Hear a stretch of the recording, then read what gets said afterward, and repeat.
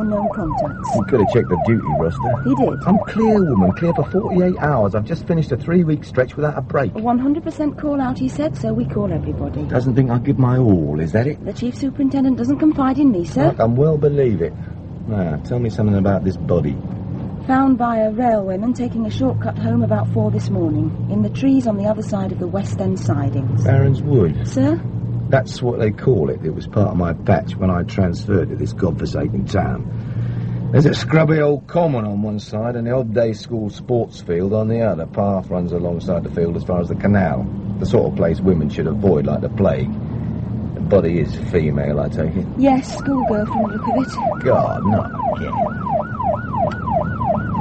You always drive through red lights. The chief said I was to treat it as an emergency. He should have sent his winged angels in a chariot. Tully, isn't it? Yes, sir. First name? Jane. You're an educated sergeant, I understand. Yes, sir. How far educated? A degree. Lord, not another. What is it this time? Archaeology. Worse and worse. Old bones, eh? Old stones, actually. My apologies. Whose idea was it? What idea, sir? To give me the pleasure of your company. The chief super, sir, I'd imagine. He doesn't like me very much. So I've gathered. Have you? How long you been in the force? 6 years, 2 in CIDB division. You'll do then. You rang my wife, I take it? Yes. What'd she say? Verbatim, or will it proceed? No details, please. Just the bare bones of the tragedy. She said you were out at work. But you soon put her mind at rest. Not me, sir. The chief superintendent did that personally. He would. He was put on earth by God for one very special purpose, the parting of man and wife. It's a noble calling, you know that? I haven't really considered it. You should. It's more satisfying than measuring lumps of stone. I'm Andrew Gregg, by the way, otherwise known as Trotsky. Yes, to your friend, so I'm told. Didn't know I'd be left. More than you'd guess, Mr. Gregg. They covered for me? Yes. Told Mrs. Gregg the chief super didn't know his anus from his ankle, so to speak. Whereas we know he does. He's pretty shrewd, I'd say. How did you find me? I asked Sergeant Gilchrist. He said to try the private entrance to the Bluebell Club, and there you were. Gonna be another fine day. Looks like it. Something about these nice summer mornings I can't quite put my finger on. Touch of early mist? Could be a sort of stillness. While waiting for the curtain to go up the theatre. You're a theatre buff. Well, as and when the opportunity occurs. I reckon all policemen have a weakness for a spot of drama, don't you? Never considered it. Archaeologists don't go in for philosophising, is that it? Not much. Scientific method beats instincts and hunches most of the time. Does it now? You see that phone booth this side of the railway bridge? Yes. Pull up by it, will you? The chief super did stress the need for a speedy return, sir. Point taken, Sergeant. Just pull up by the box and leave the explanations to me. I'm sure the deceased won't complain if we're late.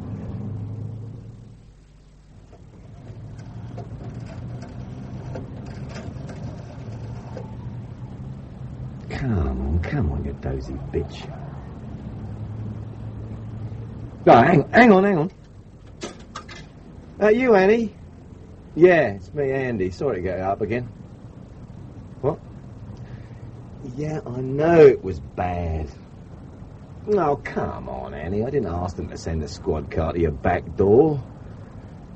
Yeah, I see that. Well, it was me they wanted. Okay, if that's how you feel, I'll give you a ring in a week or two. Bye. See you soon. Like this time next year. And there ain't a lady living in the world that I'd swap for me dear old Dutch.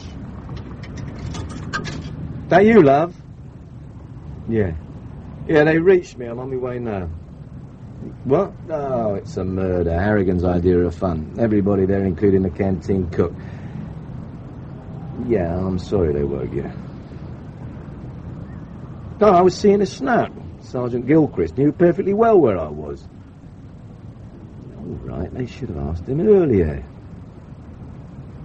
Yeah, I know it's Peter's birthday. I'll ask Harrigan if I can have an hour off to blow out the candles. No, I'm not being sarcastic.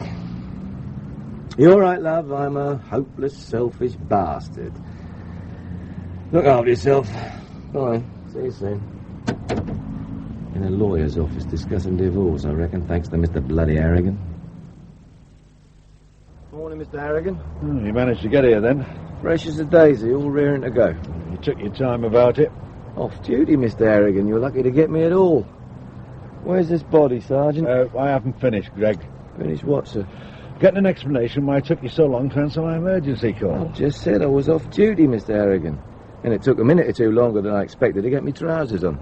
I hope you're not trying to be funny. No. The lady's Annie Distal. She, fills in at the Bluebell Club for a gang that's into some fairly heavy intimidation among the Asian immigrants. She's also very friendly with William Sefton, and until he was sprung, was doing 20 years for manslaughter. Yeah, I know all about Sefton. Yeah, of course, sir. But Miss Distal knows more. He knows where he is. Unfortunately, the squad car you dispatched with Sergeant Tully to find me frightened the living daylights out of dear old Annie. It ruined 5 weeks' work as far as I'm concerned. You should have reported what you were doing and where. And have every flat-footed jack tramping in the club after a spot of personal glory. Do me a favour, sir. You're too damned independent, Gregg. Yes, sir. Who's in charge of this lot? Jack Wallace. Oh, he'll be giving me my instructions then. Just get on with it, Gregg. Yes, sir. We'll be setting up an operations centre on the site, I take it. In the empty shop in Windermere Street. Wallace is getting in a team of temporary clerks and arranging extra telephone lines. Doctor's seen her? Yep. And the photographer? Yes. But do we know who she is? No. Face is knocked about a bit, but identifiable. We're getting some prints done. She's not in any of our lists, and she hasn't been reported missing. Regular all-night wanderer? Yeah, looks like it. That means a door-to-door knock-up. Already started. Right. Permission to view the body? Get on with it. Oh, and remember, Wallace is in charge, so none of your famous off-the-cuff interviews for your drinking pals on the local rag. Right, let's have a look then.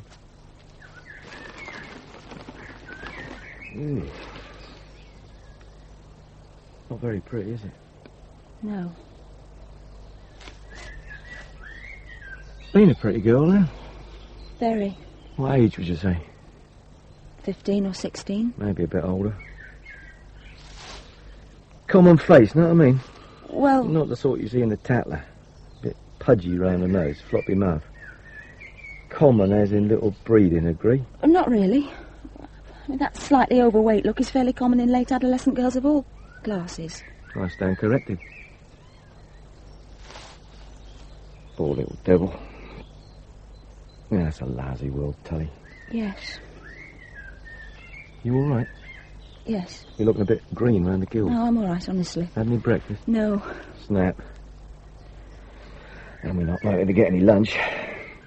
At the moment, I don't feel very much like food. Nor me, to tell the truth. Strangled from the look of it. Right, first time. Morning, Andrew. Morning, Jack. Got you out of bed, I hear. Hope the lady didn't mind. Jack, Dad, what makes you think she was a lady? Harrigan says so. Unreliable witness, Jack. I mean, he actually believes you're a smart copper. You looking for trouble, Andy? We've already got it, Jack. Doctor said she was strangled. Yes. What with? Some sort of cord or belt. Tights, maybe? Not very likely, Sergeant. Appears she wasn't wearing any. Just ankle socks and shoes. What about the bruises? He wasn't sure about them. They look like thumb marks on the neck. And they are thumb marks. Probably to shut her up. When? Any idea? Sometime yesterday. Late yesterday.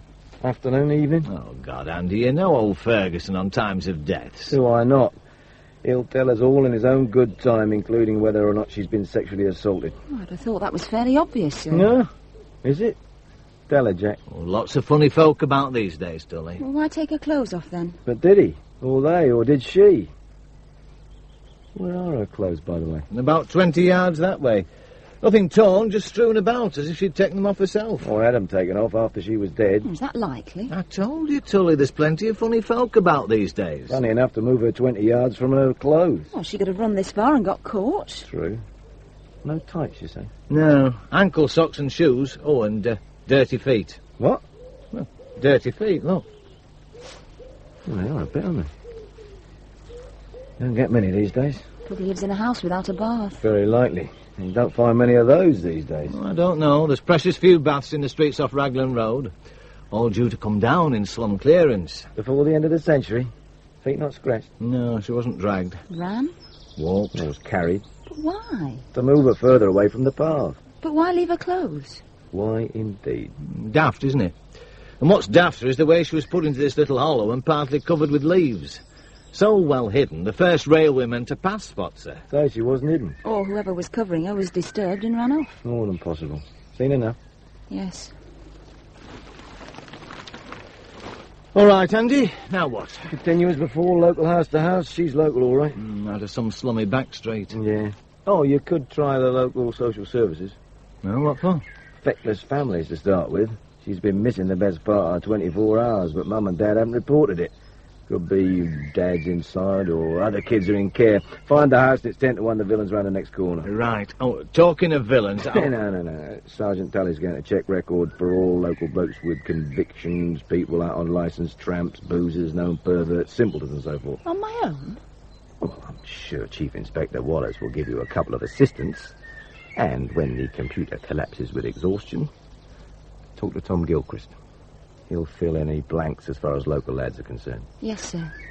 What about you? I'll walk along the path as far as the car just to get the feel of the place. And then what? I'll get Sergeant Tully to drive me home for a shave and some breakfast before meeting the enemy. Which enemy's that? The toffee-nosed lot at the school next door.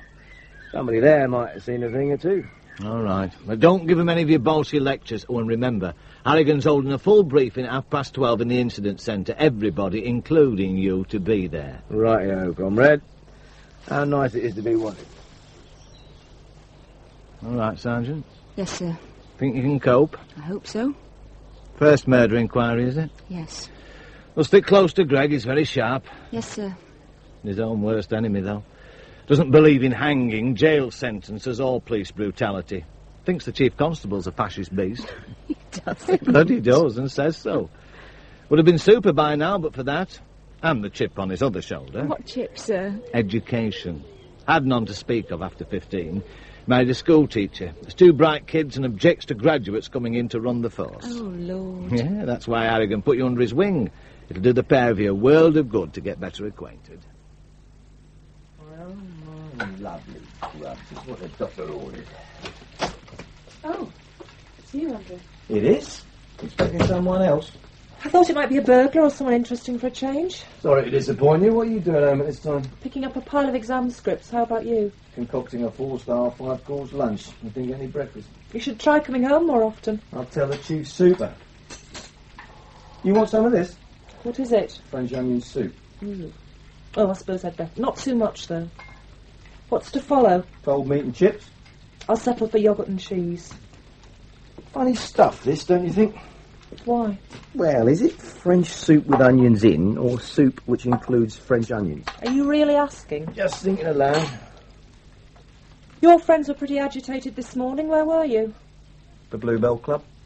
Oh? Working. All night? They don't put the shutters up until 4. Or why didn't you tell them where you were going? Professional reasons. Like keeping some female to yourself? How'd you guess? It's happened before. Pass me the cheese, will you? And a knife. Please. Thanks. I'd get your chips if I were you. Right. Oh, God, they're burning. No, it's Annie Distal this time. Tone-deaf pop singer turned middling to pathetic stripper. Married, 2 kids and divorced before she was 20. And discovered she had a natural talent for whoring. Oh, I hate bloody burnt chips. You burned them. True. And for the record, I don't sleep with whores. Very high-minded of you. Thinking of setting up as her pimp, maybe? Police regulations frown on inspectors mixing work and pleasure. Particularly if it's profitable. Right, my love. I'll tell the truth, our Annie's getting a bit scared of her bosses who burn down package shops, and a lot more scared of a boyfriend with a liking for carving his initials on postmasters and old ladies. William Sefton? Oh, so you do listen to me. Only out of habit. Will it help with your promotion? Best chance I have. If Comrade Harrigan and friends don't blunder into her boudoir. And you remember not to get at the noses of your superiors. Coffee? Please. I don't stomach any more of those. What was all the panic about? Told you on the phone, body, murder. Anyone I know? No. Just a poor little sod with dirty feet who got herself strangled in Barron's Wood. You sound upset. I am. When I saw her stretched out under a couple of handfuls of mouldy leaves, I couldn't help seeing somebody else. Our Beverly? Yeah. She was as young as that? 15, 16. Out of the warren behind Raglan Road, very likely. Raped? Hard to say, didn't look like it. No clothes, but all very voluntary. Stupid little devil. Probably should have been at school. When was she killed? We're not sure. Could have been yesterday afternoon. And the school will be able to tell me who was absent. Well, it depends. If she missed the whole afternoon, she'd not be registered, but lots of shady characters at that school slope off undetected after break, for a smoke or a flutter in the pinball arcade. Which school? Low Marsh Secondary. It takes them in from the area east of the railway lines. Not the cream of our secondary intake. No, I'll get it. You do the coffee. Oh, Tully. Just the bod I was thinking about. What? Yeah, pick me up in 15 minutes. What? Oh, all right, make it 20. Any luck with a big criminal, Dick? Oh, Jack Wallace told you there were some odd people about. Yeah, include the flashers. Yeah, it's getting very popular. Any identification yet? No, I see. Right, before you depart to pick me up, get on to Low Marsh School, get them to check absentees for yesterday afternoon. Oh, say, 4th and 5th forms, we're looking for a girl who makes a habit of truanting. Yeah, get one of Wallace's idle jacks on it, and get a print of her face. From photography? Huh? Well, if you've got one, that's even better. Send someone to the school with it. 10 to 1 the kids will know her. Right, thanks. And let's hope she has better luck with that school than I had with Odd Day.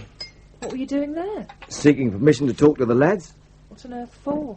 Well, they're cricket nets back onto Barron's Wood. Some of the lads could have seen the girl or the fellow who killed her. Is it likely? Who knows? I got a right brush off from someone called Dickens. Senior housemaster. Pompous nit. Any inquiries through proper channels. Contact the head officially. And nobody less than our chief constable likely to move the academic mountain. You can understand it. You can, maybe. I can't. It's an exclusive public school. There's been a murder. Parents pay $3,000 a year. And wouldn't like the publicity, is that it?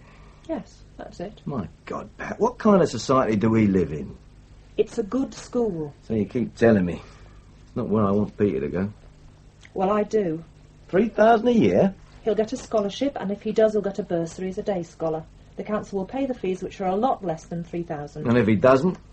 I'll pay out of my own salary. As you're already paying for Beverly? That's right. You don't see that half our bloody troubles as a country start with the schools for the haves and the schools for the have-nots? No, I don't. I just see kids whose parents spend their money on good schools instead of portable tellies, motorbikes and holidays on the Costa Brava, getting a hell of a sight better start in life. Bullshit! Don't shout. Who's shouting? You are.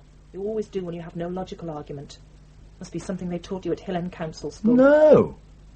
As a matter of fact, they hammered home the holy message for the proles. Never argue, look up to your betters, accept your lot, be honest and obedient, and if you aren't, the bobbies will have you. That's why I joined the bloody force. So the sons of your proletarian comrades can take it out of Peter, because his father's in the fuzz? Then he'll have to learn to take it.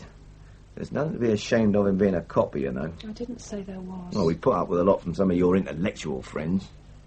Yes, I know. Let's not quarrel about it. Damn it, Pat, I'm good at my job. Bloody good at it. All right. Peter should be proud, not ashamed of me. He might be if he saw more of you. It's the job. I know it's the job. You going to pop home to wish him happy birthday before he goes off to weekend camp? Camp, today? 5:30 the coach goes, I told you. I'll try. I can't promise. We've got a dead girl on our hands. Yes. Of course you have, I'm sorry. And I'm sorry I made the snide crack about Hill End School. I just get churned up when you fly off at me. All right, teacher. Put it at the bottom of my report. Must try harder. Oh, don't spoil it. What about Peter's present? Oof. No, there's a thing. Oh, Andrew, you did get him one, surely. Did I? Oh, yeah. No, I remember. It's tucked away at the back of my wardrobe. Fishing tackle? A lot. Strong enough to catch a whale. Oh, he'll love it. He'd better. Mine. I really ought to have gotten the collected works of Fred Engels. At least it would have made him think. You never stop, do you? I might. What does that mean? I'm thinking of chucking it in next year, promotion or no promotion. Resign from the force? Yeah, why not? But it's been your life for 20 years. Since I was 20. Means I can pack it in next year on a pension and get another job. Such as? Well, I don't know, private security, something with regular hours. I might even take a few O-levels, get educated and join your racket. Are you serious? Very. Actually, Ted Bassett offered me something the other day. Because of me? And the children? A little bit. Or of missing promotion so often? It gripes for a day or two when it happens. To tell the truth, it's none of them. I want out. I'm tired of working my guts out to protect my fellow citizen. To say nothing of clearing up the nasty mess he keeps leaving around the landscape. Let somebody else do it. Wouldn't you like me at home more often? Yes. But not as some dreary man sitting round in his slippers waiting for old age to clobber him. And where's your transport? Yeah, I'll better go. See ya. See you. Try and drop in on Peter's party if you can. Right, that'll do. Let's get on with it. I'm waiting. Right, Mr. Wallace, start us off, will you? Right, sir. A victim found in shallow grave 30 yards from Pathrow Wood, bordering on British Rail West End sidings. Victim female, mid or late teens, partly covered by leaves. We know all that, Mr. Wallace. The medical report, please. Yes, sir. Preliminary findings from Dr. Ferguson. He insists they're only preliminary. Considerable bruising to parts of the torso and thighs, some of the bruising several days old. Further, very recent bruising on neck and jaw, almost certainly caused by manual blows and pressure. Fractured thorax, death due to strangulation by ligature, a belt or something similar. Death occurred between 4 p.m. and 10 p.m. yesterday. There were none of the injuries commonly associated with sexual assault, but cohabitation had taken place probably a short time before death. Cohabitation? Yes. Thank you, Mr. Wallace. Yes, thank you. Any questions? No, they'll come later, I expect. Well, it's murder, gentlemen and ladies. A young girl has been killed in a public place in our patch. I want it cleared up quickly. The Chief Constable wants it cleared up quickly. Until I tell you differently, this takes priority over everything else. Absolute priority. Is that understood? Now, Mr. Wallace, what have we achieved so far? Incident centres now established. GPO are laying on 15 lines this afternoon. 12 officers have been allocated to receive and classify all information coming in from the public. Why 12? All we can accommodate in the premises, sir. They'll cover 18 hours a day in shifts. All right. What about suspects? Sergeant Tully and 3 of my people are going through the records. Any luck? So far, 42 with sex or violence convictions of some kind. 49 now, sir. Thanks. What are we doing about them? Visiting, personally. Well, all of them? All the local residents to start with. Well, good. How about the girl? Do we have any idea who she is? Yes. Well, that's first rate. A response to your door-to-door inquiries, I take it? Not quite, sir. Though we got plenty of useful information about most of the unsolved crimes in the town. We checked the local school. I see. Just the top classes for absentees yesterday. Came up with 3 possibles, but a girl called Linda Rowley looks our best bet. Slum kid, 15 years old. Bit of a reputation among the rest of the kids. Good work, Wallace. You've got the address? 27 Tunnicliffe Terrace. We'll be interviewing straight after this briefing. Oh, good, good. And the weapon? A squad is covering every inch of the wood and the sidings. What about the Obday school? What about it? Playing field backs directly onto the wood, There's a board fence on the boundary. with loose boards all over the shop where the gentlemen make their illegal exits and entrances. And a good 30 yards being replaced by wire fencing. We'll talk about the school in my office later, Greg. Now, let's get back to this briefing. Personnel distribution, Wallace, I think. Have we enough men available? Are you instructing me not to pursue any inquiries that might involve the boys of the school? No. Then what are you saying, sir? The head rang the Chief Constable. Did he now? And what was his complaint? No complaint, Andrew. Just a request that any inquiry should be carried out discreetly and carefully. Like the removal without prosecution of their 5 dope smokers last year. That was done very discreetly. Did the head ring the Chief Constable about that, I wonder? I'll pretend I didn't hear that stupid remark. All right, I'll forget I made it. But let's stop pussyfooting over this. Wallace has 24 men and women out and about tracing the movements and contacts of the girl over the past week. If it's like the last one we did, he'll end up with a 20,000-page dossier which will include every blessed thing except the last hour of her life, the only part we're looking for. Because we're instructed to handle a bunch of schoolboys with kid gloves. I didn't say that. That's what you mean, no? Okay. So I upset people. Take me off the job. Let Jack here take my piece over. Or put one of his blokes on it. I'll get back to Annie Distow. No, you won't. I want this cleared up quickly. And remember, there's your application for promotion coming up. For the 5th time. Yeah. Won't look good if I report you were taken off a case as a result of your failure to cooperate with fellow officers. You do that? It would be the truth. All you have to do, Andy, is to inform the head when you're on the premises and to question any boys in his presence or that of a member of his staff. It's fairly standard practice, you know. Thank you, Jack. I take it it's also standard practice to touch the forelock and address the Chief Constable's son as Sir when I meet him in the 3rd form room. You could do worse, until the promotion ball, that is. After that, you can spit in his eye. Oh, one thing, Greg. Yeah? If they do know anything, I expect you to get it out of them, understand? Perfectly. But don't expect any support if you upset the apple cart. I won't. Oh, and, just for the record, sir, it was Sergeant Tully who cracked the girl's identity, not Jack. I'm sure he'd want her to get the credit for it. Wouldn't you, Jack? I'll hold the balls while you squeeze through. Look, I'm not sure we should go through. Insubordination? What's this about? Oh, sir, is it wise to tackle the lads directly when we're supposed to go through the headmaster? Tully, a yard or two beyond that fence are 4 or 5 lads who might just have seen Linda Riley and the bastard who killed her. How long do you think it will take to go through the headmaster? What sort of answers will we get with teachers playing gooseberry? You'll get us both shot. Well, that's better than a lingering death in the police force. Go on, get your arse through and stop arguing. Right. Now, go on, get out of the way. There you are, I told you. Easiest climbing through a fence. Lovely place, isn't it? Beautiful. I never realised the school was so old. 19th century reproduction, mainly. The grass could be genuine. More important, what do you see on our left? 3 boys playing cricket and 1 boy watching them. To be accurate, 3 boys at net practice. And behind the nets? A chain-link fence 10 feet high, which gives a clear view into the wood. That's right. Part of that fence blew down in the gales a couple of years back. No doubt the rest will blow down eventually and the school will complete the wire job, thereby blocking forever the traditional, though illegal, late evening 6th form run to the Black Boy. How do you know that? I asked. Hey up, they're sending an emissary to treat with us. Afternoon. Hello? These are private grounds, you know. Oh, they're very nice. Yes. You're actually trespassing. That's true, but in a way we have a sort of royal dispensation. You see, we're police officers. Oh. I'm Detective Inspector Gregg, and this is Detective Sergeant Tully. You'll be Trevor Walker. Yes, how did you know that? I asked the fellow on the mower. Nice chap, Henry, innit? Yes. Told me you lads were very keen. Net practice every afternoon, he said. Not every afternoon. What about yesterday? Well, I don't know. Perhaps we can ask the others now they've taken a well-earned break to talk to us. Afternoon, boys. What's going on, Walker? They say they're the police. That's right, sir. You'll be Mr. Lester, Randolph Lester. Have you any identification, sir? Yeah, of course, my warrant card. Yours too, Tully. Yes, sir. As I told your friend, Detective Inspector Gregg and Detective Sergeant Tully. I understand you and Mr. Rolliston and Mr. Thompson here were in the nets practicing between 3:30 and 4:15 yesterday afternoon. Is that true? I really can't say.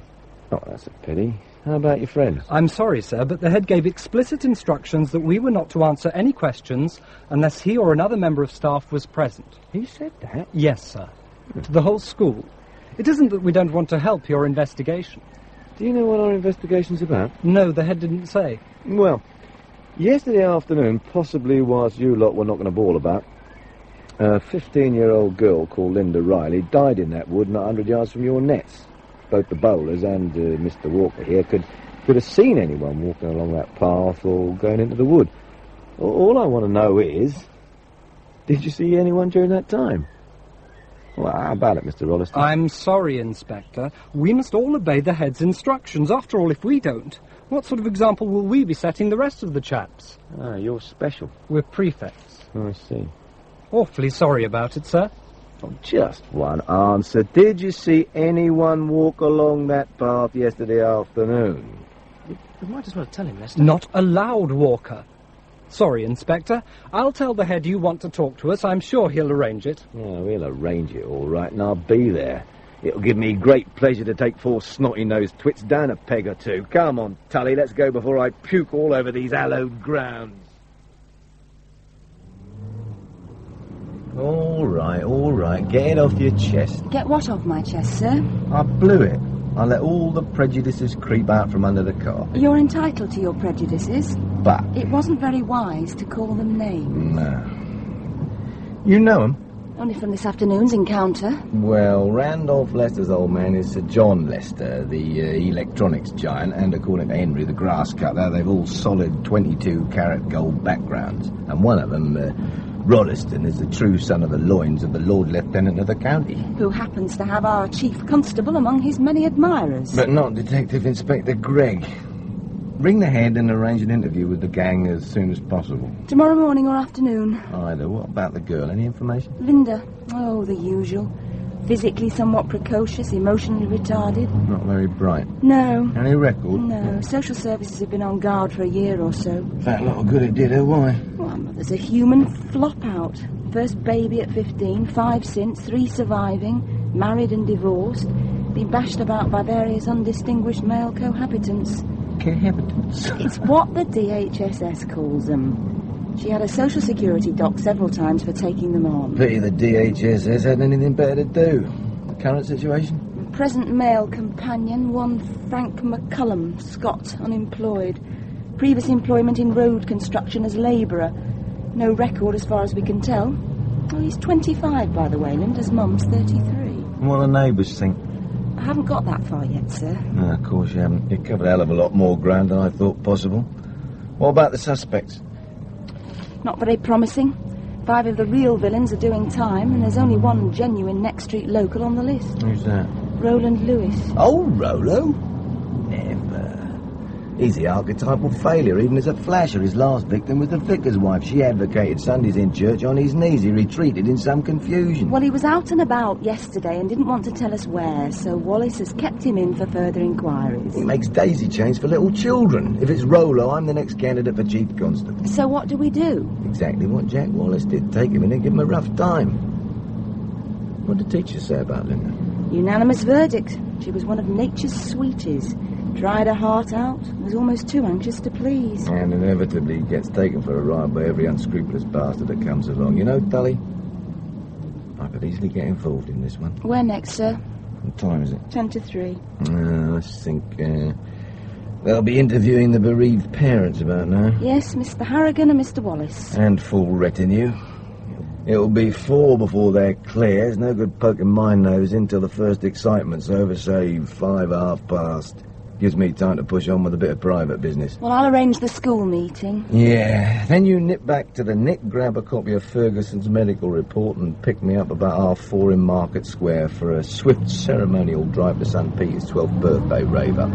Then we'll tackle the Rileys for afters. Yes, sir. Anything else? Yeah. Just in case the Gannets have cleared the party decks by the time we arrive, beg, borrow or steal a few sandwiches. We may not be sitting down to steak and chips for some time to come. We're very pleased to see you. Yeah. Peter seems a nice boy. He is. His mother spoils him, of course. Was it true what they said? I'm trying to read Ferguson's report, Tully. Sorry, sir. What did they say? But this was his first birthday you'd been at since he was 7. It could be. It's the job. Yes. No, don't you try it on. No, sir. I'll get a bellyful from Pat. It's interesting about these bruises, isn't it? Yeah, regular knocking about. Kids at school? Ah, they say not. She was quite popular. Home now? Could be. It's bad luck, you know. What? Not getting home for Pete's birthdays. Whole string of emergencies, even a race riot when he was 10. It's a lousy job. Yes, sir. You don't agree? It suits me. How old are you? 29. Not thinking of getting married. Sir, just because I'm a woman, it doesn't mean I that know. I withdraw that sexist slander without reservation, Sergeant. You've had a few offers, I bet. Yes, but not of marriage. You're not butch, are you? Inspector Gregg, are you All right. off? All right. I only asked. The answer's no. Satisfied? Completely. Sad about Linda, isn't it? Nice girl in every sense, but an old end at the sex game. Too nice to say no? Or too scared.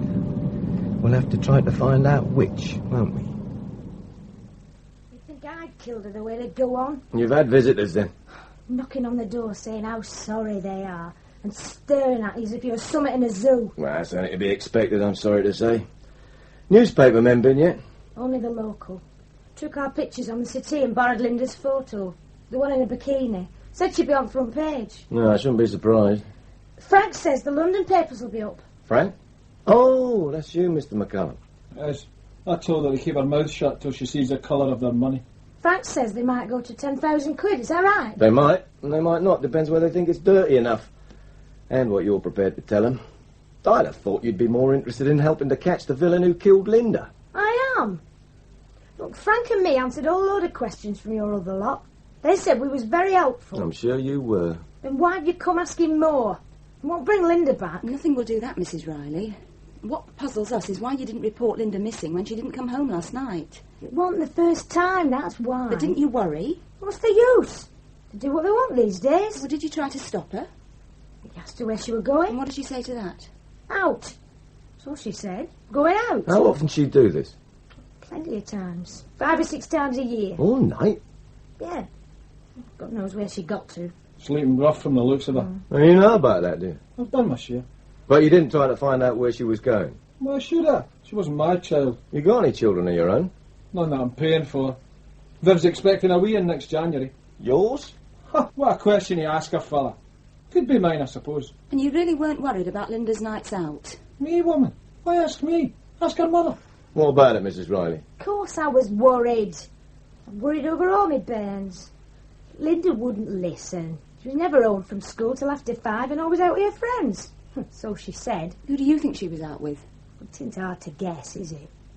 She never listened, you know. Never took a blind bit of notice. Man, she never took to Frank, that was trouble. Any reason, Mr. McCallum? None I know of. Well, you any idea, Mrs. Riley? Me? No. She never said, except she said he looked at her funny. He looked at her funny? That's what she said. Oh, well, I'll have to go up. Doesn't sound as if he'll settle. No, he won't. It's going to be another bloody night if you ask me.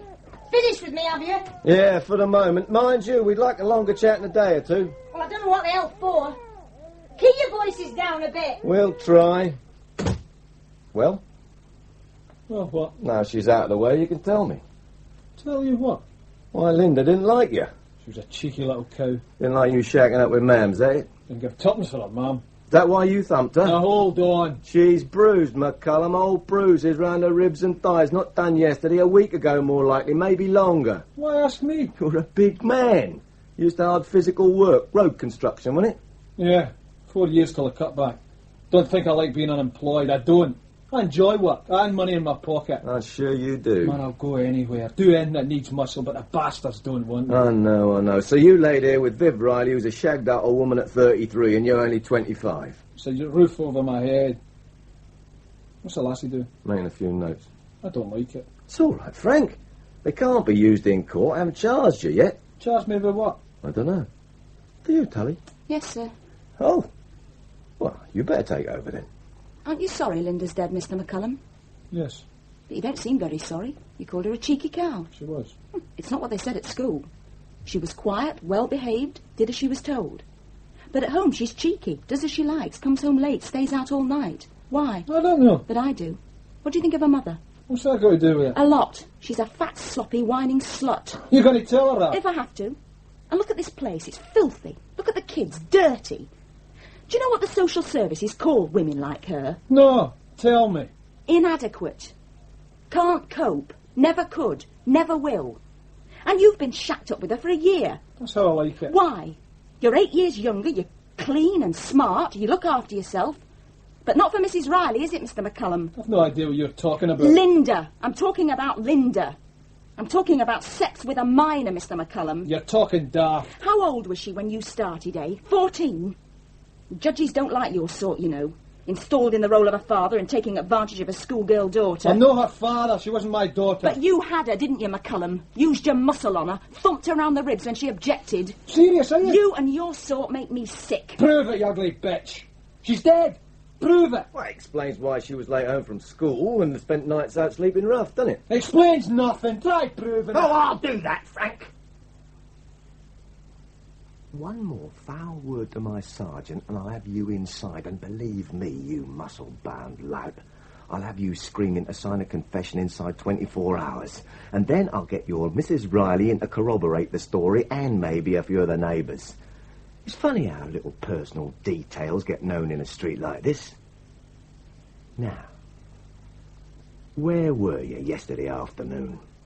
In the betting shop on BT Avenue. Can you prove it? Yes. And after tea? Here till 7 and in a boozer till 10:30. Chief Inspector Wallace is checking this? Ask him. I will. Right. We'll be off then. Come on, Sergeant. That's it then, is it? Anything but, Frank. We'll be back. Oh, and I wouldn't run if I were you. We'd only catch you. And think how bad that'd look for you then. Where now? Incident centre to see how they're coping, then the Nick to have a word with Wallace. Right. Very impressive. Sir? Your lashing of McCallum. Frightened the pants off him. And me. Thank God your degree was in archaeology and not something heavy like economics. Yes, sir. Will we be leaning on him? If Wallace finds any holes in his story about betting shops and boozers, don't worry, if he killed her, we'll have him. You think he did? Well, he could have. By God, he's big enough. And he has a violent streak that could erupt when the blue touch paper's lit, as you showed so effectively. Yeah, he's fairly high on my list. God's a crazy world. Is it? Well, here we are, John Citizen and his wife, worrying desperately whether little Susie will get into this school or that, or follow this career or that, or get into this university or that. And somewhere, in a million back streets, there are poor little buggers like Linda lying in bed waiting for Dad, or whoever passes for Dad, to appear and claim his nightly dues. Oh, come on, Jack. Roland Lewis, it's pathetic. He's a scavenger at dustbins. A smelly bundle of outsized pullovers and Macs provided by the local convent with his lunch. I doubt he's heterosexual, even. I looked at his record lately. Tell me. 3 of indecent exposure, 2 of indecent assault on little girls under 10. Both reported by hysterical mothers and taken up by equally hysterical policemen. Rollo likes children. Oh, balls, Andy. Well, he's inside and getting the roasting. We know he was there or thereabouts. We know his record. And you know Rollo, Jack. Lean on him and he'll say anything you want, true or not. Well, so far, he's admitted kissing her and covering her with leaves, and we haven't leaned on him. That's for starters, Andy. You're not the only bloody policeman in this town, you know. Come in. Well, what is it? Sorry, sir. It's for Mr. Gregg. What is it? It's Mrs. Gregg, sir. Huh? Andrew, I have to see you. Oh, for God's sake, come in. What is it? It's Peter. The minibus to camp. It crashed, Andy. Where? On the motorway just outside of town. Where is it? In the infirmary. How bad? He's in the operating theatre. They wouldn't let me see him. They say he's critical. Any change, sister? No, Mrs. Gregg. The operation to stop the internal bleeding was successful, and Mr. Smithson believes the pressure on the brain caused by the fractured skull has been relieved.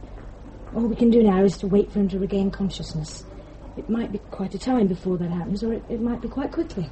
But he might not regain consciousness at all. Well, it's possible, but very unlikely. Can we see him? He's in intensive care. It wouldn't help. You really ought to go home and get some sleep. I'd rather stay. You could find you a bed. No, thanks. We're all right, thank you, sister. All right, Mr. Gregg. I'll get the night staff to bring you a cup of tea. He's going to die, isn't he? No way, Pat. You heard what she said. I'm glad you're giving up. Why? When they came to tell me, you weren't there. Well, I was on the Linda Riley case. I know, but she's dead, isn't she? And Peter's still alive. Yeah. I'm sorry I wasn't there. It's all right. I suppose I'm not there very often. No. I've coped with most of the usual things, like measles and chicken pox and cut knees and exam nerves on my own. This is something different. Yeah. He could die. I know. Do you remember when he was born? I was there. Oh, so you were, grumps and all. How did you manage it? I let a couple of dyed-in-the-wool villains fly away up the motorway, never to be seen again.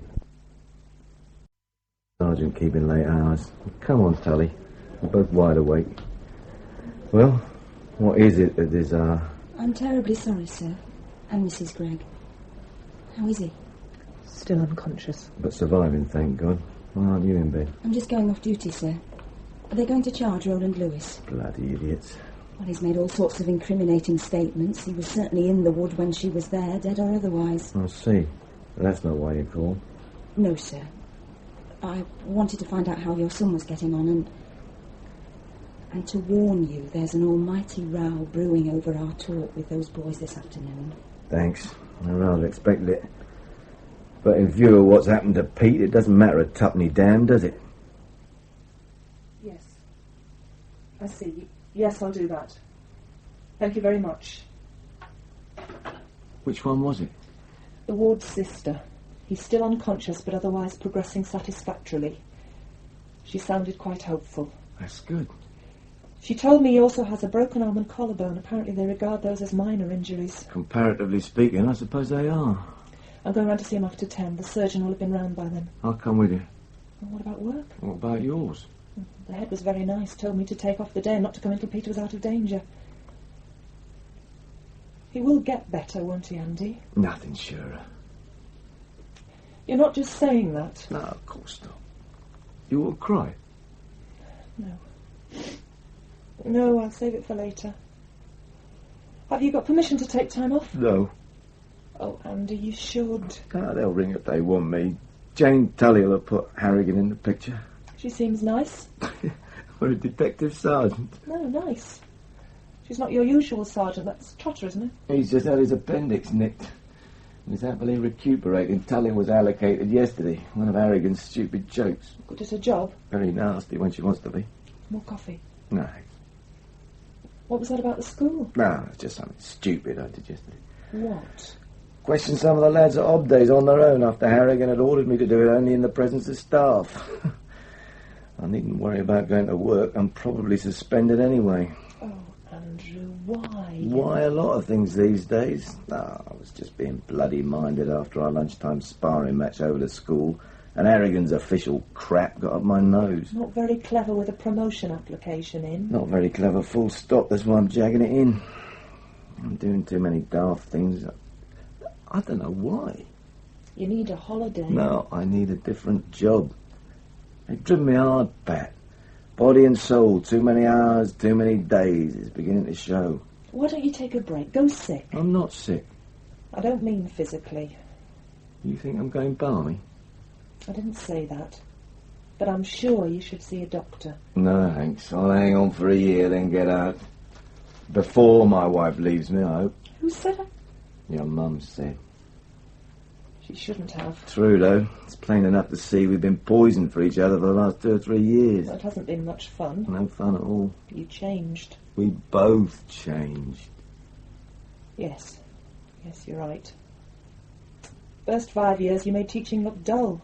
But I grew out of envying you and your mates in shorty macks and ridiculous attaboy trilbies roaring round the town in souped-up cars like so many junior G-men.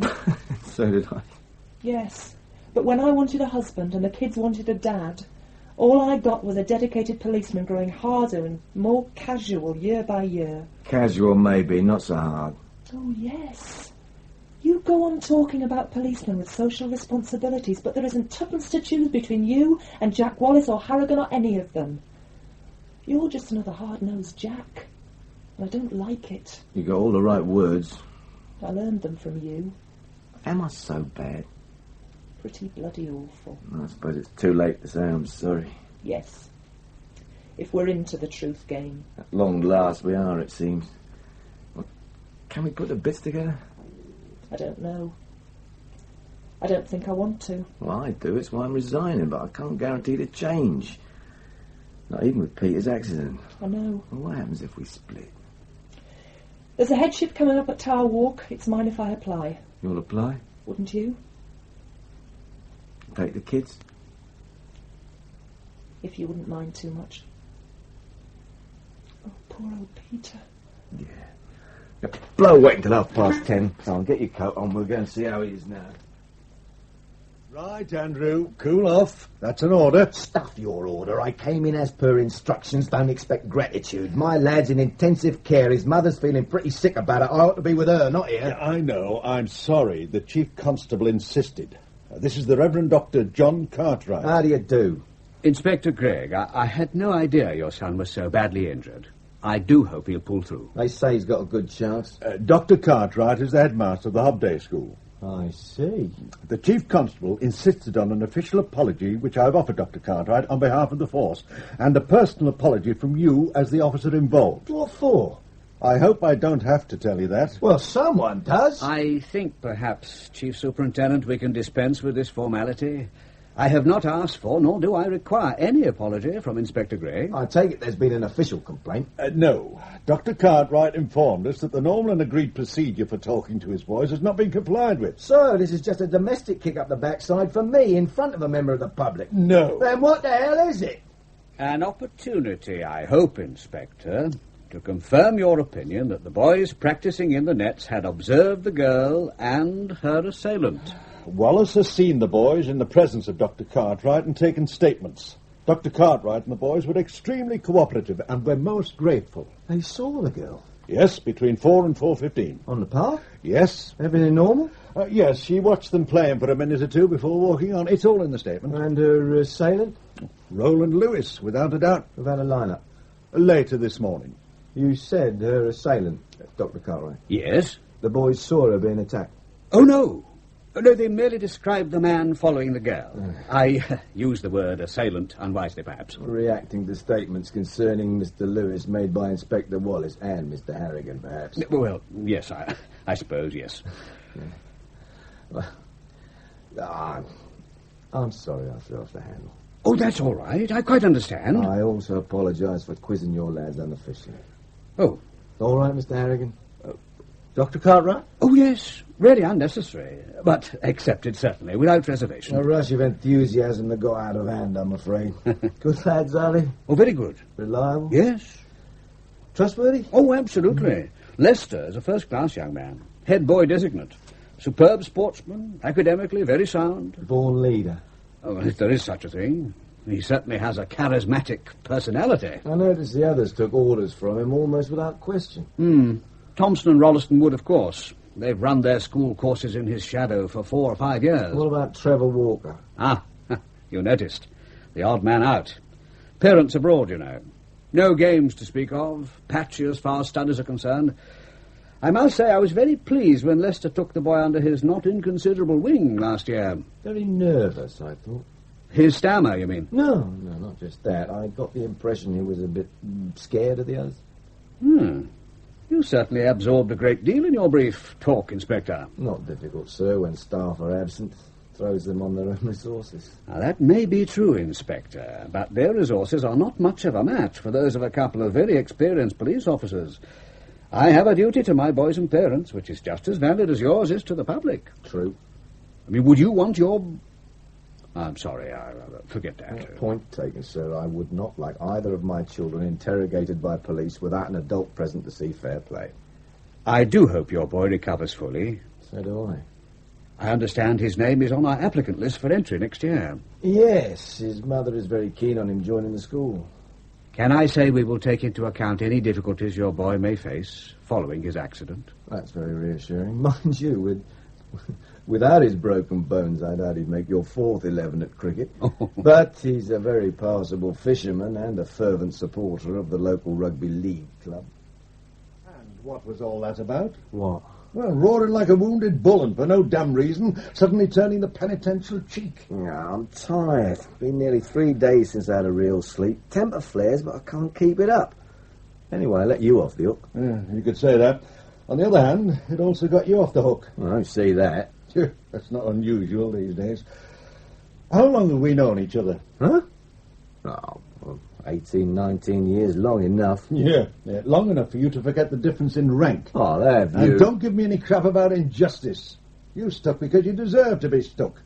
You're loud-mouthed, insubordinate, and incapable of working in harness with the rest of the squad. I get results. Yeah, so do the others, and they don't break every rule in the book like you. I'm warning you officially, Andrew. Step out of line again, and I'll recommend we boot you out of the force, right? Right.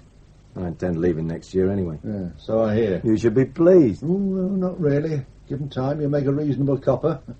And I'll miss your bolshy nonsense. Enter. All right now, sir. We saw his nibs departing. Come in, Jack. Shut the door, Tully. What's this then? Official welcome of the return of the black sheep into the flock? I thought while you were here we'd catch up on progress reports. What progress? I heard Jack's charged Rollo. Hang about, Andy. We haven't confirmed the boy's identification of him yet. You've heard about it, I take it? Loud and clear. You got a lovely plug from Mr. Harrigan. All things bright and beautiful for the Chief Inspector. Well, what do you think of them? The lads? Yeah. First rate. Make bloody good witnesses. All the right attitudes and crystal clear when it comes to detail. They had our friend Lewis down to his last missing button. They all gave the same description. Well, give or take a few minor discrepancies. What about Linda? Oh, not so clear. Oh, they'd seen a girl, all right, but needed a bit of prodding to get a description right. Funny lads these days. Oh. All eyes for a shabby old flasher and none for an attractive member of the opposite sex. Not like that in my day, eh, Dunny? No, sir. Can we get on? I'm sorry. No other candidates? No. What about McCallum? Nasty customer, but he has his movements covered. Check them, haven't we? No, check him. Do we pursue him over the other business? We do. What other business, Greg? Tully got him halfway to admitting carnal knowledge of the girl. With his daughter? She wasn't his daughter. How do we prove it now she's dead? Hammer his alibi, scare the daylights out of him, and lean on Mrs. Riley. She knew what was going on, all right. And she'll tell us. We'll have Mr. Bloody McCallum. Your fine boys didn't see anyone resembling him by any chance? Sorry, no. Just Lewis. He'll do for me. Yes, all the same, we go on checking information and follow up the other known deviants. Oh, of course, yeah. Standard procedure to the last letter. Yeah, when you're watertight on Lewis, let me know. Another 48 hours, I reckon. Suit you, Greg? Huh? Yeah, fine. No sharp points to make? No. Oh, I'd like a final chat with Rollo Lewis. Help yourself. He's the one, Andy. I'm not arguing, Jack. Makes a change. You'll be taking a day or two off after that. Huh? Time off. To see your lad. Yeah, time off. You've no objection, have you, Jack? No. I hope he gets on all right. Thanks. Well, get off then. Will you be needing a car? No, I'll go walk about. The exercise will do me good. Come on, Rollo. Whichever way you move, I've got you. Oh, I don't know, Mr. Gregg. What about this? Amateurish. Here we go. One gone for a Burton. How about this, then? Hang about 3 pieces at a time. And you can king this one for me. Stone the crows, you'll be asking for bail next. Well, that alters it, doesn't it? A bit. So, you didn't kill her? No. What happened? Well, I'm often down there. In the wood? Yes. Any reason? Well, Oh, right, I can guess. Work your way round that. Oh, that's rough, Mr. Gregg. Drafts at the highest level, Rollo. You been anywhere near little girls lately? Not one, Mr. Gregg. Not one since you had me in here last. And warned you, if you ever did it again, I'd break every bone before getting out my pocket knife, remember? Yes, Mr. Gregg. Well, help yourself to another fag, then. Thanks, Mr. Gregg. So tell me again about Linda.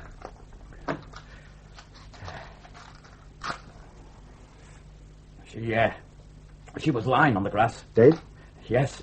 I didn't know it when I saw her. Well, go on. She was, Undressed. yes. So what did you do? I touched her. Touched her? Yes. With my hands. I kissed her. I admit I kissed her. You'd never seen a girl without clothes before? No. Oh, yes. In the boots. Not like Linda, though? No. Well, what did you think? I don't know. I was frightened. What of? Somebody might find her.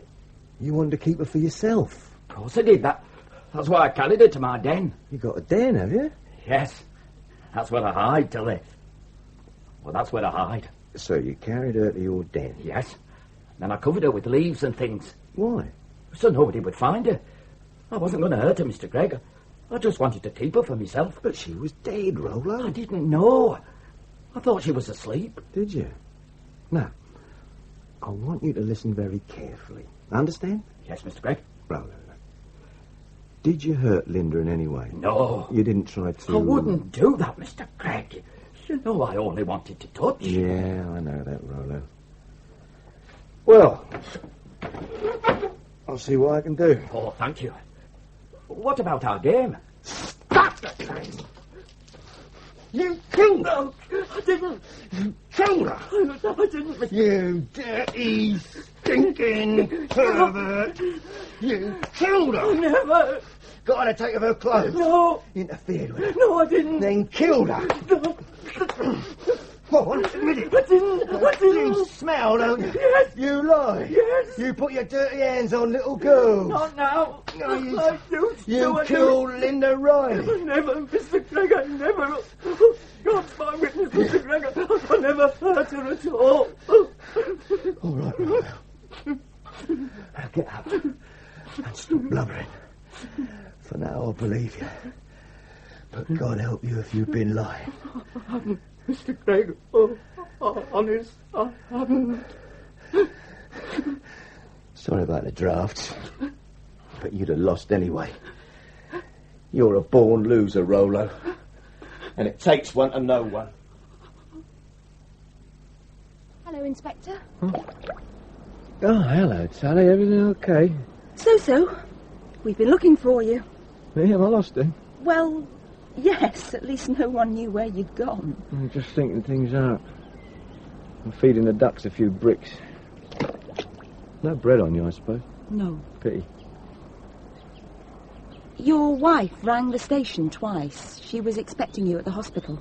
Was she? Yes. When you didn't arrive, she rang in. So you put out an alert on the radio? No. I drove slowly along various possible routes to the hospital, and one passed by the park entrance.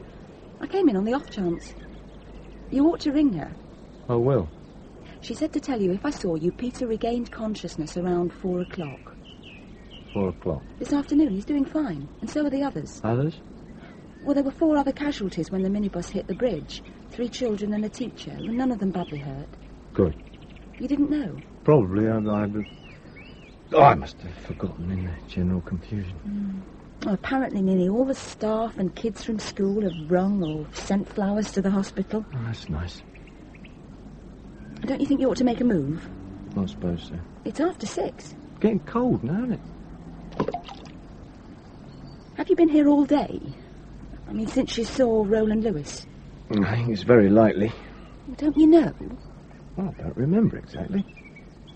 Are you not well, sir? Just thinking things out. I meant to go. To the hospital? I don't think why I didn't. Well, at least the news is good. Very odd. I walked past the place. I remember that. I think you're very tired. Yeah, I am a bit. Look, you've been overworking for months. It stands to reason something's going to give. You think I'm going round the bend? Not at all. Oh, it's not like me to back off Tully, you know. So I understand. It's just that I've developed this bug. I blow up into a right old paddy, then suddenly nothing matters and I deflate like a punctured tyre. I almost thumped Harrigan this morning. Literally? Fists and all. Why? Oh, he was coming, the old Sergeant Major act in front of Cartwright. Fortunately, I went off the boil in time. A nice chap, Dr. Cartwright. I think we ought to go. Trouble is, I'm losing my grip. Don't know whether I want to stay in the force or go. Just going on in fits and starts. It's getting a bit of a pain in the arse. You do pretty well, I'd say. I'm glad about Peter. Of course you are. Yeah. Very glad. He's a nice lad. So everybody thinks. Can I ask you a question, sir? A personal one. Ask away, Sergeant. How long is it since you saw your doctor? Oh, Foster? Oh, years. Had my usual physical last February. Ha! Oh, good God, Tully. Apologies all round. Here I am, inflicting my rambling nonsense on you when you're really cursing me for keeping you from your tea, and rightly so. Oh, that's all right, sir. I'll tell you what. You give me a lift home in your car and I'll buy you a drink in the Saracen's Arms on the way. How's that for a deal? Fine. And not a word about this taradiddle to anyone, right? Not a word, sir. Good. Any developments at the ranch? Well, we blew a hole in McCallum's alibi. Good. Well, not so good, really. He was nowhere near a betting shop, never was. He was driving a taxi all afternoon and can prove it. But wanted to keep it quiet. Yes, he's drawing unemployment pay and supplements it illegally by part-time work. So, we get nicked for something. Ah, but not much. Enough in these sensitive times. What about the other? No, not a thing. He's a tough nut to crack, and Vivian Riley's backing him to the hilt. Never touched the girl, never so much as looked at her. Lying slut. Funny thing, loyalty, isn't it? In her case, yes. He doesn't give a damn about her. Oh, and one other thing. Dr. Ferguson dropped another report in. Linda was 2.5 months pregnant. Oh, little devil. Yeah. I doubt it'll help Roland Lewis. Jack Wallace has got him hanged, drawn and quartered already. Yeah. You think he did it? Yes. Outnumbered again, Greg. Well, if he didn't, who did? Lots of men in this town. But you said yourself it was a very local man. So I did. I mean, if we're to spread the net, I might have to ask you the question. Which question's that? Where were you 2 afternoons ago? You've been checking? Not at home, not at work. 8 a.m. to 6 a.m. not accounted for. 22 hours, Inspector. Well, ask Annie Distalle. I did, a couple of hours ago. You little bastard. Just after 10 p.m, she said, you were drinking pretty heavily. Chatted up the girls, went to bed around 4. Useless in bed. She put it differently. So? So you could have been around Barron's Wood when Linda arrived. You admitted yourself you knew the wood well. Only in the line of duty. But you knew all about the fence behind the school and the boys playing cricket. That morning chat with the groundsman. No doubt you checked with him. No. I could. But you see what I mean? Too bloody well. Nasty, innit? Well, only if Lewis didn't kill the girl, and everything says he did. Ever been flashed, Tully? Yes. Oh, I see. Twice. It was very unpleasant. Frightening? Terrifying. At least the first time. How old were you then? Oh, 6-ish. The second time I was in my teens. And what's your opinion of Rollo Lewis? I hate the dirty little bastard. Yeah, it's understandable. A shabby exhibitionist, a child molester. But not a killer. You sure? Bet my pension on it. Then why did you hit him? Hit him? Who hit him? You did. This morning. They think his cheekbone could be fractured. God, I did that. Well, it was hardly self-inflicted. There's hell to pay, I expect. Well, Mr. Harrigan wasn't saying much, but he didn't look all that happy. Very tight-lipped. Yeah, it's time to go home, I think, and perhaps we'd better postpone that drink to another day when the storm clouds have blown away. I still don't believe it. She wouldn't lie. It's not your style. What is my style? Not violence. Well, it's goodbye to promotion. Oh, to hell with promotion. It's your whole future at stake, and I don't mean your bloody job. I can always take up wood carving again. Don't be stupid. I was pretty good at wood carving. Where have you been since 11 this morning? In Wolsey Park, I think. You don't know?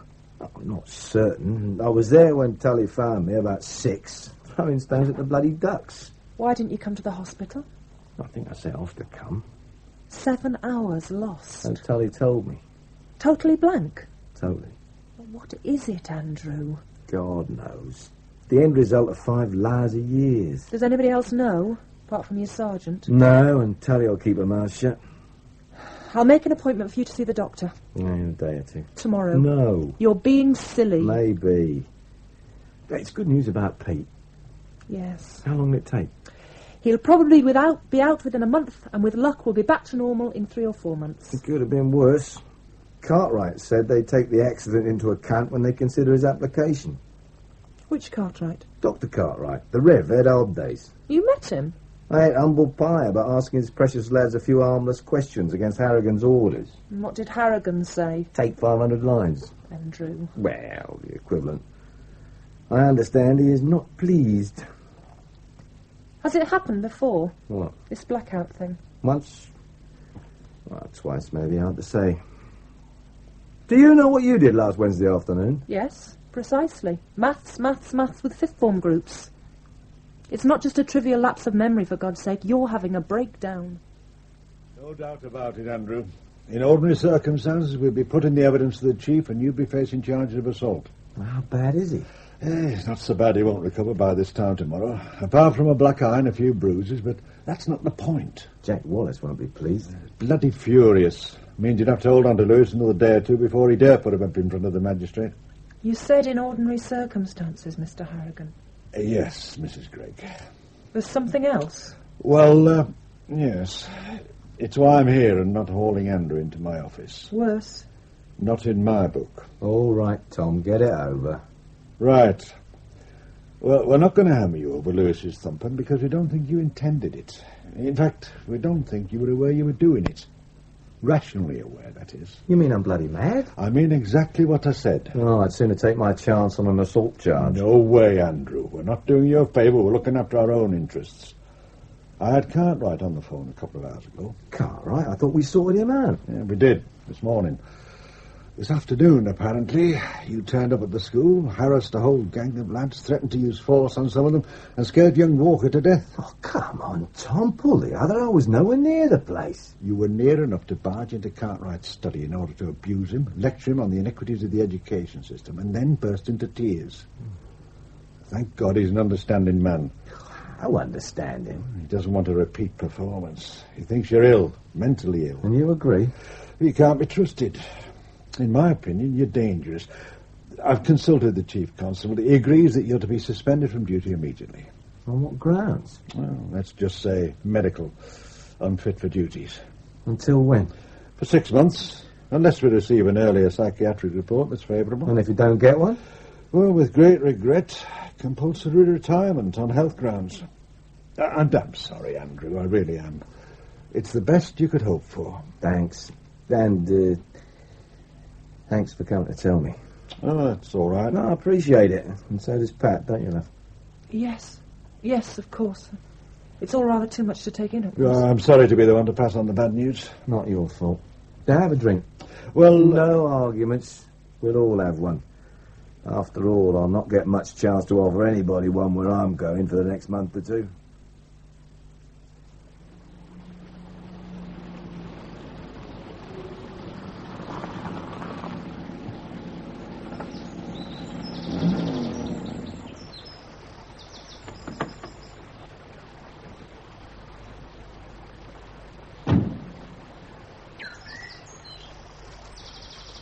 Hello, Inspector. Sorry. There's a huge roach just about. Damn, missed him again. Hello, Tully. What are you doing in these parts? Getting me feet wet. How about you? I'm getting fishing lessons from my son. That's him over there. He's looking well. Incredibly fit. Yeah, help yourself to coffee. Thanks. Do you want some? After you. Pour some brandy in. Oh, thank you. You look well. Sound in wind and limb and mind. You look it. Certified as such by some of the smartest psychiatric operators in the business. You off the drugs? Practically. How'd you find me? We've been tracking you. Just catching up on missing relationships with my son before he starts school again. When's that? Next week. Oh, he's done remarkably well. Well, within the estimated 6 months. When do you see him? Weekends mostly, like now. There's no... Hope for Pat and me now, if I'm honest. We'd gone a long way down the wrong road before I finally went off the rails. There's no hope of getting together again? Always hope. No great faith. Okay for a lift. Say where? Well, drop Pete with his mum at home, then me. I've got a flat behind Market Road. Fine. When you're ready. Just like old times. Thanks for the lift, much appreciated. I could hardly refuse my old boss, could I? Who are you running with now? Inspector Marshall. Young Barber? Well, he's all right. Oh, easy to work for. Unlike others you have known. Here, pull over by the newsagent, will you? Of course.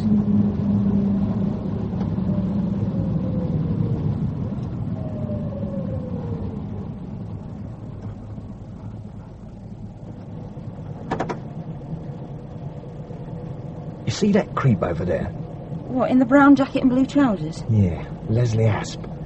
He's into minor stuff, peddling dope, receiving knocked-off electrical gear, runs a couple of times served orders. He's yours. Do I want him? All good techs need snouts, and he's the best in town bar none. I'll introduce you. Now? No. One evening when I have something you can hang on him. Thanks. My pleasure. Why me?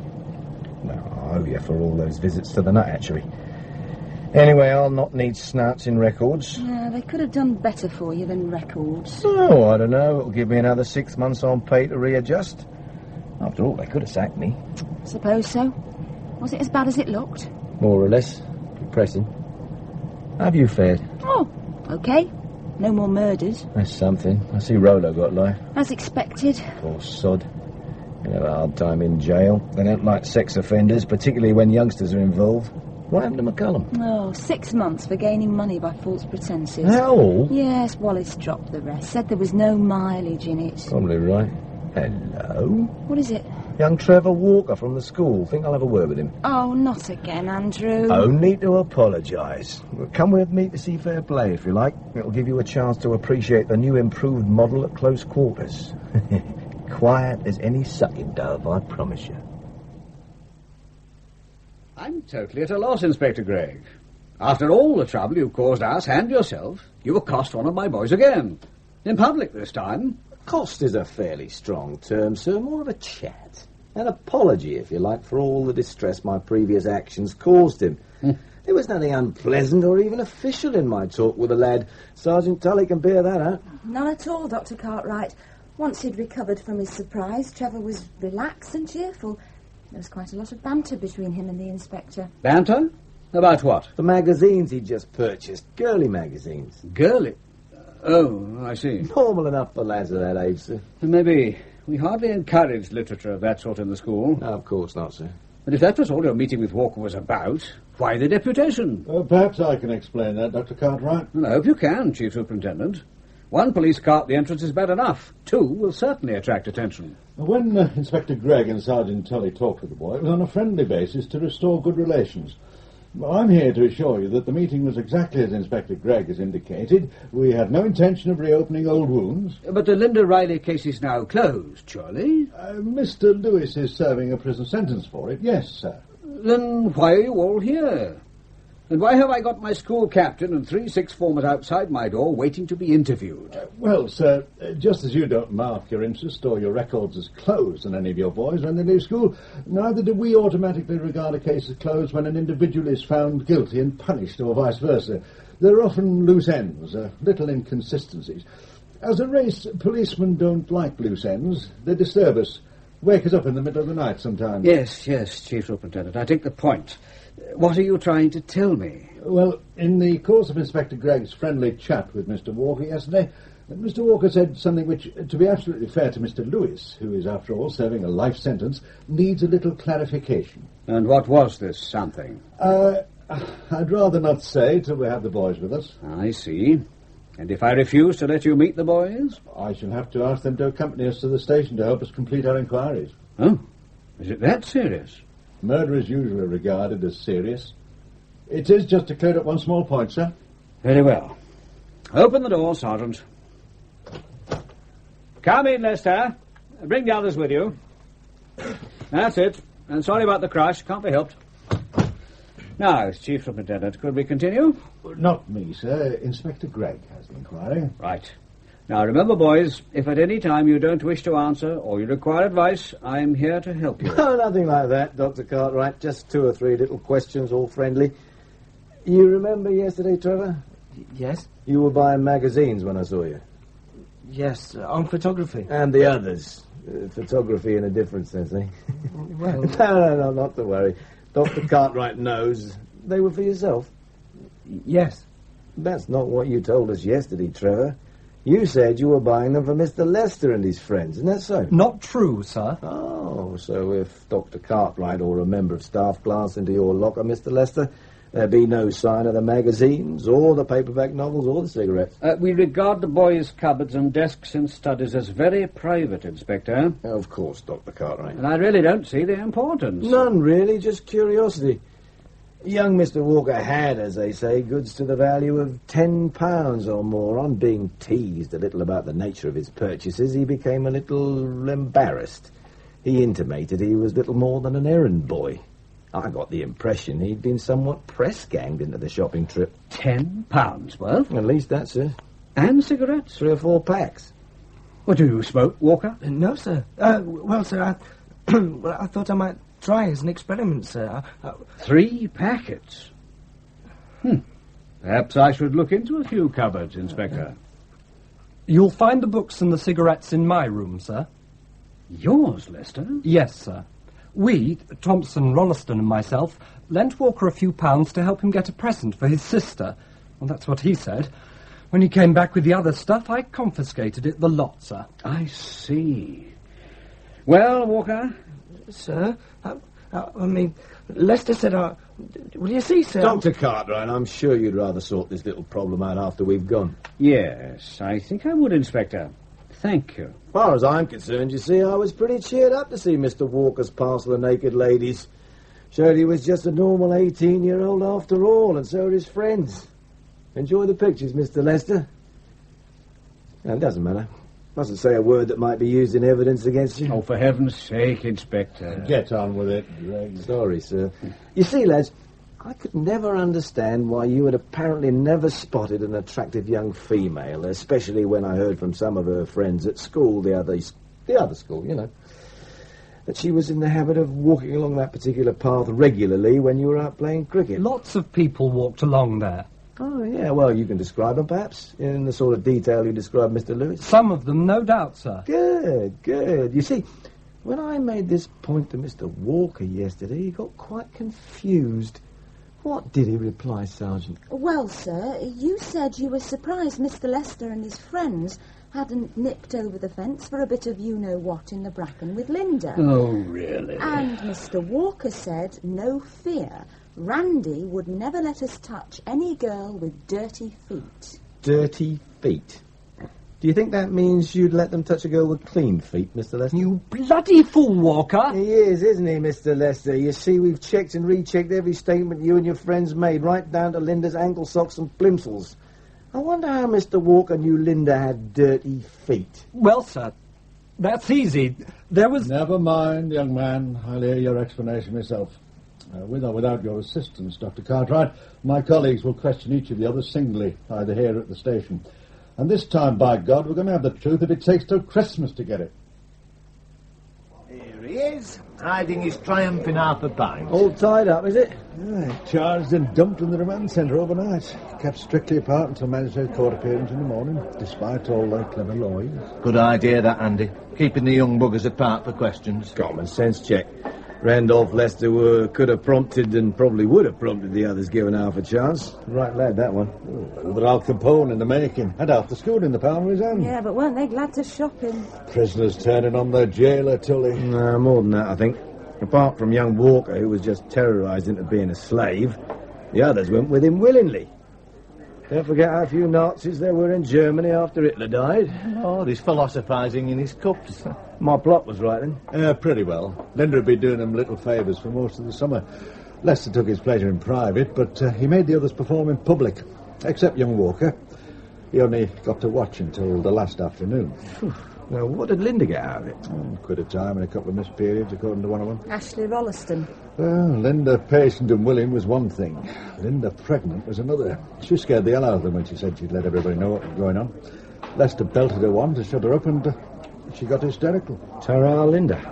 Sheer panic, Andrew. Well, the hands on her throat initially, maybe.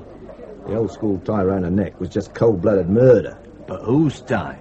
I mean, they're all scrambling like hell to save their own skins. For my money, it was Lester. Well, he insisted they all took a hand in it. Young Walker said it was Lester on his own. He chased the others back to the cricket nets while he finished her off. Well, we'll charge him jointly and let the judge and jury pick the unlucky one.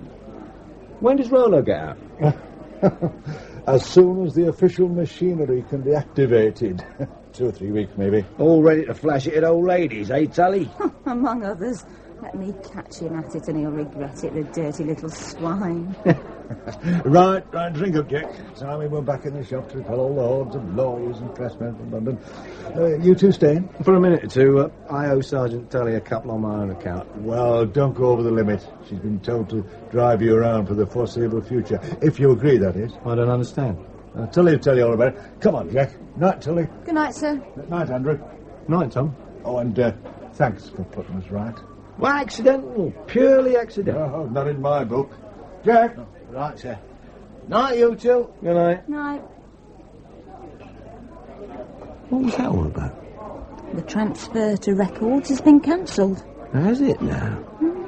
You're to be offered CID again as before, with gilt-edged prospects of promotion after this little lot. And I'm to revert to being your sergeant, temporarily. Right. You don't seem very pleased. Oh, I am, but you working with me.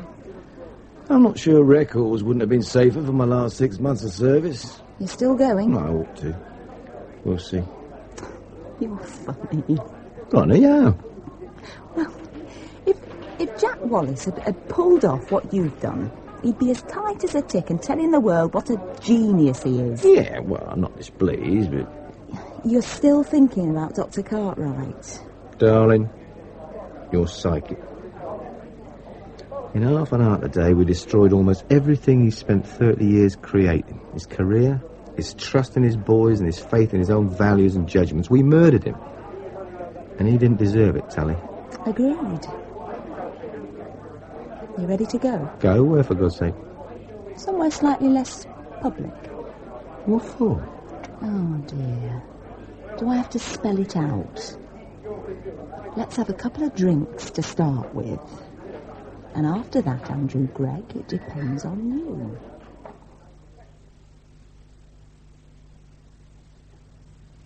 In Broken Fences by Ivor Wilson, Jack Carr played Andrew Gregg and Jane Collins, Sergeant Tully.